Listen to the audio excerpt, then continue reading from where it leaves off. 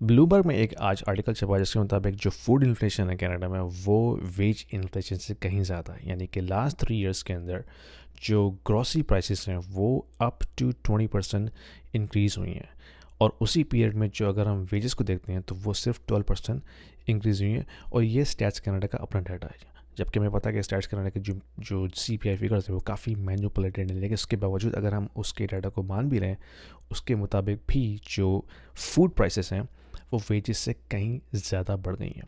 यही वजह है कि जो हर तरफ हमें स्ट्राइक होती हुई नज़र आ रही है कनाडा के जितने भी पब्लिक सेक्टर ऑर्गेनाइजेशन हैं, वो इसीलिए क्योंकि जो वर्कर्स हैं वो काफ़ी ज़्यादा परेशान है, क्योंकि उनकी वेजेस जो हैं वो उतनी हिसाब से उस हिसाब से नहीं बढ़ी हैं जिस हिसाब से इन्फ्लेशन बढ़ी है फूड में, शेल्टर में।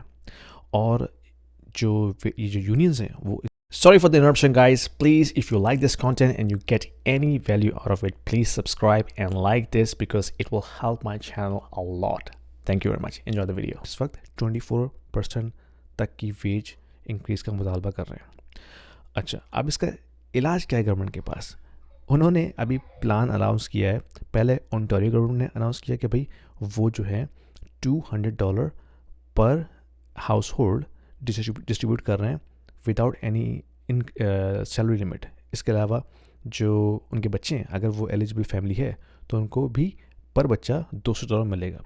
और 15 मिलियन रेजिडेंट्स को ये वो चेक बांट रहे हैं। ओंटारियो गवर्नमेंट जो कि कंजर्वेटिव की है, लिबरल नहीं है, ठीक है। एक कैलकुलेशन के मुताबिक it is going to cost tax payer around $5 billion. अच्छा, ये तो हो गई हमने प्रोविंशियल गवर्नमेंट की बात की। फेडरल गवर्नमेंट ने लास्ट वीक ऐलान किया कि उन्होंने हर उस बंदे को जिसकी 150K से कम चल रही है उसको $250 का वन टाइम चेक जो है वो पोस्ट करेंगे। अच्छा, कितने लोग हैं ये? टोटल 19 मिलियन लोग हैं पूरे कनाडा में। ऐसे सिंपल बात कर लीजिए, that is costing you $4.75 billion. तो $4.75 billion and $5 billion from Ontario government, all together 10 billion की फिगर बन रही है जो कि टैक्स पेयर को पड़ेगी। अब इसमें प्रॉब्लम क्या है? इसमें प्रॉब्लम ये है कि जब कभी भी आप इस तरह के हैंडआउट्स बांटते हैं ना, दैट इज़ ऑलवेज इन्फ्लेशनरी। और या तो आपके पास सरप्लस में फ़ंड पड़ा हुआ होना, तो उस पर से आपने निकाल के बांट दिया। ये पैसा जो है वो बोरोड मनी से आ रहा है, यानी कि ऑलरेडी गवर्नमेंट जो है वो $40 बिलियन का एनुअल फिस्कल डेफिसिट रन कर रही है, फेडरल गवर्नमेंट। इसके अलावा फेडरल जो प्रोविंशियल गवर्नमेंट है उनका अपना फिस्कल डेफिसिट अलग है। ये 40 बिलियन सिर्फ मैं आपको फेडरल की फिगर बता रहा हूँ। तो 100% मुझे यकीन है, मैं स्पेकुलेट कर रहा हूँ, मेरे पास कोई प्रूफ नहीं है, ये जो 10 बिलियन की स्पेंडिंग की है उन्होंने, दिस वॉज नॉट बजटेड। इसका मतलब ये वो भी बोरो करके डिस्ट्रीब्यूट होगी। क्यों होगी? इलेक्शन आने वाले हैं, वोट खरीदने, सारा का सारा सिलसिला ये वोट खरीदने का हो रहा है। That is going to add another 10 billion on top of the 40 billion fiscal deficit. तो अब होगा क्या और करना क्या है हमने और आपने? क्योंकि ये जो बोरोड मनी है ना, ये किसी और ने पे नहीं करनी, ये आपने और मैंने पे करनी है in the form of taxes और इन्फ्लेशन। और जैसे कि मैंने पिछली वीडियो में बताया था कि इन्फ्लेशन कुछ नहीं है भाई, करेंसी डिबेसमेंट है। क्योंकि जब करेंसी डिबेस होती है ना, यानी कि जब पैसा छपता है without any real good and services, तो वो बेसिकली डाइल्यूट करता है करेंसी यूनिट्स को जो कि इकॉनमी में इस वक्त फ्लो कर रहे हैं, ठीक है। बिल्कुल ऐसे ही जैसे कि कोई भी कंपनी जो है वो स्टॉक डाइल्यूट करती है ना, नए स्टॉक इशू करके। It's the same principle. क्योंकि गुड्स एंड सर्विसेज उतनी है, या तो वो उनकी प्रोडक्शन बढ़ जाए तो वो ऑफसेट कर ले।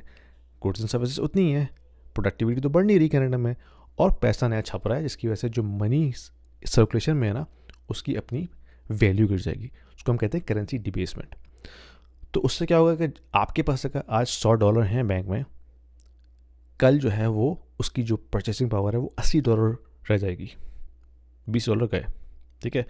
अब ये सिलसिला चलता रहेगा क्योंकि गवर्नमेंट के पास पैसा है नहीं, उनका टैक्स रेवेन्यू इतना हो नहीं रहा, टैक्स भी वो एक खास हद तक बढ़ा सकते हैं। तो होगा क्या?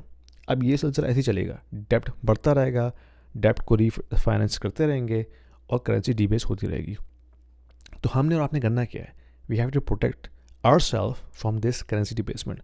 उसका क्या तरीका है भाई? हार्ड एसेट्स बाई कीजिए। हार्ड एसेट्स कौन से होते हैं? Real estate. लेकिन रियल एस्टेट कनाडा में अब बन नहीं रहा इन्वेस्टमेंट के हवाले से। प्राइमरी रेजिडेंस तक तो ठीक है, लेकिन अगर आपने इन्वेस्टमेंट करनी है, it doesn't make sense to invest in Canadian real estate market, at least for me. आपकी हो सकता है थिंकिंग डिफरेंट हो, मैं तो नहीं करूँगा, क्योंकि मैं ऐसे मुल्क में इन्वेस्ट करूँगा रियल एस्टेट जहाँ जो कि इन्वेस्टर फ्रेंडली हो, जो कि लैंडलॉर्ड फ्रेंडली हो, जैसे कि दुबई है, जहाँ अगर टेनेंट जो किराया ना दे आप उसको 3 महीने में निकाल सकते हैं।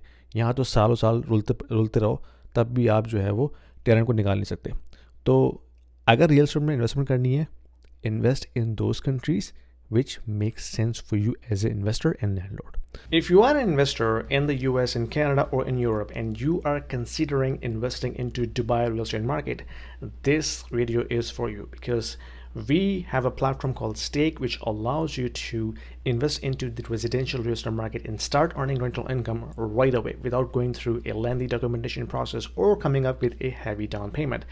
Stake is built upon the concept of crowdfunding. So it is democratizing the entire investment strategy and allows you to own a single unit of the entire investment portfolio. So you don't have to own the entire property, right? You can be part of the pool that can actually own a piece of property, a piece of real estate. So that allows you to start with as low as 2,000 dirhams, and you can slowly ramp up. So as you start investing into it, you can not only own a bit of real estate, but you also get a portion of the rental income on monthly basis. So it's a passive investment strategy, diversifying your portfolio from traditional North American or European markets into Dubai, which is hustling and bustling and growing very fast, and allows you to build your wealth over time. So don't delay. There is a link down there in the description.